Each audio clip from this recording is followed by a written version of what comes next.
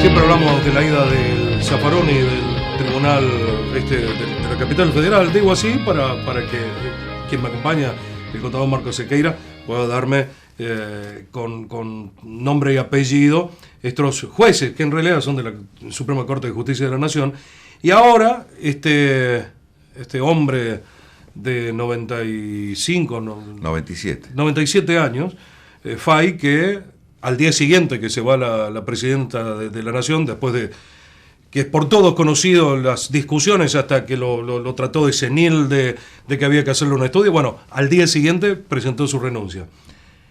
¿Tiene algo que ver estas cuestiones que nos sentamos como meros espectadores, como muchas cosas, aún televisión, ver todo lo que pasa en la capital federal? ¿Repercute de alguna manera la ida de Zaffaroni y Fay a Córdoba, Marcos? Bueno, repercute en Córdoba y repercute en todo el país, porque hay una ley. Yo tengo escrito un trabajo acerca del mismo durante fines del año pasado. Recuerda que estuve 2 años. Sí, estuviste participando como asesor en la Corte Suprema. Y el otro pretendido juez que no llegó a juez. Exacto, y que parece que sí iba a llegar a juez. Parece que sí iba a llegar Dimes y diretes. Exactamente, Roberto Cables.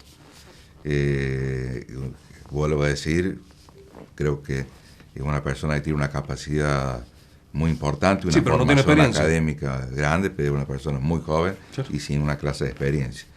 El otro extremo, bueno, Rossi, otro de acá de Córdoba que metió la hija, bueno, el otro extremo de Fay, porque Fay lleva 33 años en la Corte, lo nombró Alfonsín, y es una persona de una formación técnica muy importante, pero evidentemente una persona con 97 años y los problemas de salud que eso trae consigo, es imposible que ejerza tan alto magisterio.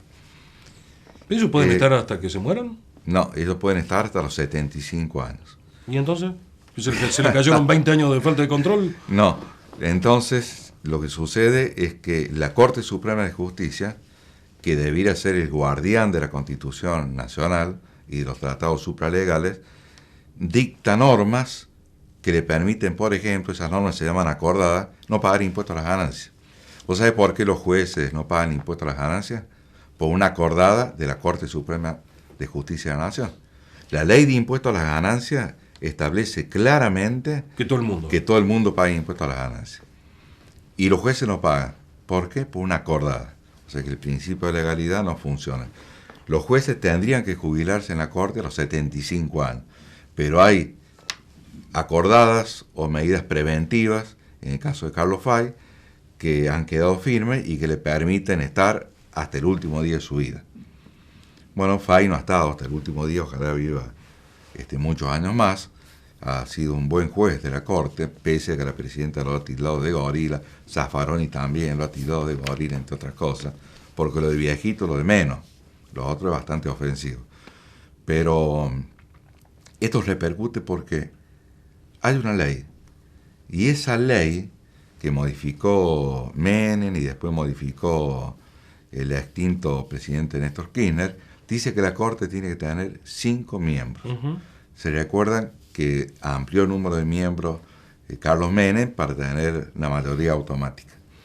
Bueno, después Kirchner, en una muy buena decisión política, técnica, jurídica, afianzando la seguridad desde este punto de vista en el Estado, redujo el número de miembros y sacó lo que eran prácticamente los jueces que había metido Carlos Menem, ¿no? Que le respondían a él. Y esa ley, que es la ley que rige en este momento, dice que la Corte tiene que tener 5 miembros. Dice, ¿qué pasa cuando la Corte dicta sentencias incumpliendo tener el número de 5 miembros? No tiene validez según la ley. Claro, es decir, dicta sentencias inconstitucionales, sentencias nulas. Eso viene pasando en la República Argentina. A partir de el fallecimiento de uno de sus integrantes, después el fallecimiento de otro de los integrantes, de las integrantes en este caso, sí, no. La jubilación en el año 2014, en el mes de diciembre, unos días antes de su cumpleaños, del ministro Zaffaroni, y ahora que se va el doctor Fay el día 12 de diciembre. ¿Y queda Maqueda? Queda Maqueda, queda Haydon de Nolasco y el presidente de la Corte, ¿no? Con quien bueno, hay continuamente chispas con el gobierno. O sea, faltan dos. Van a faltar dos. O sea, van a faltar dos. No sé si se van a integrar o no, evidentemente esto tiene que ver con la continuidad o no política de la dirección de nuestro país, y es Scioli, ya se está diciendo que Carles, que va a ser el nuevo ministro de la Corte, ¿no? Y no sé quién más. Pero claramente hay que completar, integrar los miembros de la Corte. No sé si revisar la cantidad de integrantes. Por ejemplo, Zaffaroni quiere llevar a 15 el número de ministros de la Corte. No sé si eso será lógico, ¿no? En el tiempo en el cual yo tuve oportunidad de vivir ahí prácticamente gran parte del día de la semana, con motivo de esta función de asesor para la reforma del Código Penal, me di cuenta de que, y me doy cuenta en casi 40 años que tengo de ejercicio de la profesión, de que no alcance el cuarto piso del Palacio de Tribunales de la calle Talcahuano para llevar adelante la alta misión de fijar la jurisprudencia de todos los conflictos en la República Argentina. No sé si con 15 ministros, con 20, con 10, con 3 seguro que no. Con 5 probablemente esté bien. Siempre tiene que ser impar, ¿no es cierto? Siempre tiene que ser impar. Pero eso repercute no solamente en forma directa, porque la Corte viene dictando sentencias nulas, desde mi punto de vista. Hay otros que piensan distinto, ¿no? Pero desde mi punto de vista viene dictando sentencias nulas, sino que repercute en forma directa en Córdoba, porque Córdoba tiene una cantidad de conflictos, algunos de los cuales los hemos conversado, y que ahora con la presencia mucho más importante que la que tenía hasta el momento del doctor Maqueda, que es el cordobés,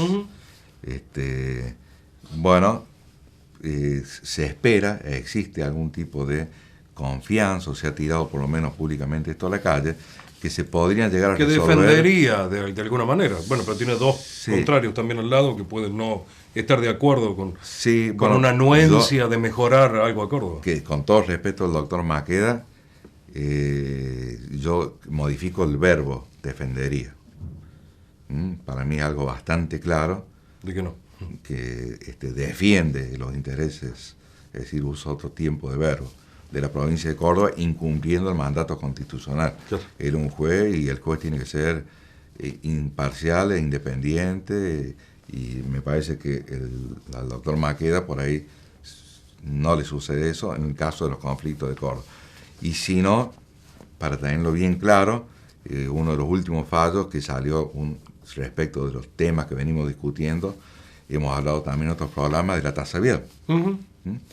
Llegó un planteo de un abogado del interior, que el abogado se patrocinaba a sí mismo porque era productor agropecuario, y la Corte le dijo, hace poquitos días atrás, con el voto del doctor Maqueda, por supuesto favorable, que esa no era la vía idónea para discutir una acción directa ante la Corte.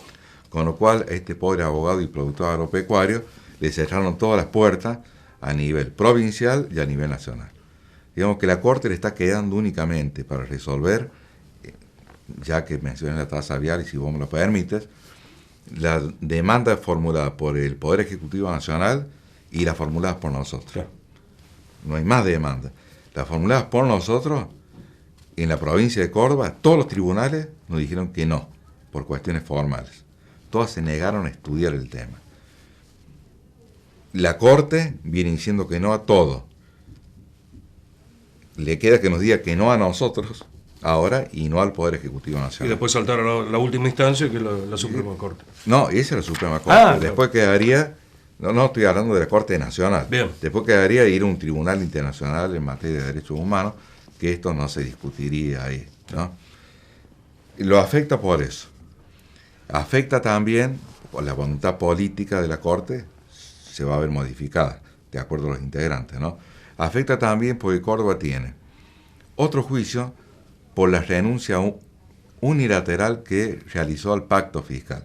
El pacto fiscal es un acuerdo que firmaron en el año 1993 entre todas las provincias y la nación con respecto a de qué manera se iban a distribuir los recursos y alguna otra serie de aspectos y precisiones desde el punto de vista estrictamente tributario y previsional. Sí, uno de las causales de la extorsión del del Estado Nacional en contra de la provincia para que haga ciertas cosas que el Estado provincial a través de la Caja no lo va a hacer o no está dispuesto a hacerlo. Por ejemplo, respecto de la Caja, esta obligación del Estado Nacional, cuando la traspasa a la provincia, a la obligación del pago de las jubilaciones, de hacerse cargo del déficit, lo hizo hasta el mes de octubre del año 2011, o mes de septiembre, y tajantemente a partir de esa fecha no le dio más plata.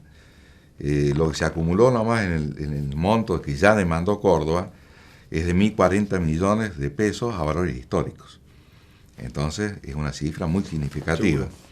Ese es otro conflicto que tiene una incidencia directa a lo que vaya a suceder en la Corte a partir del alejamiento de Fay el mes de diciembre.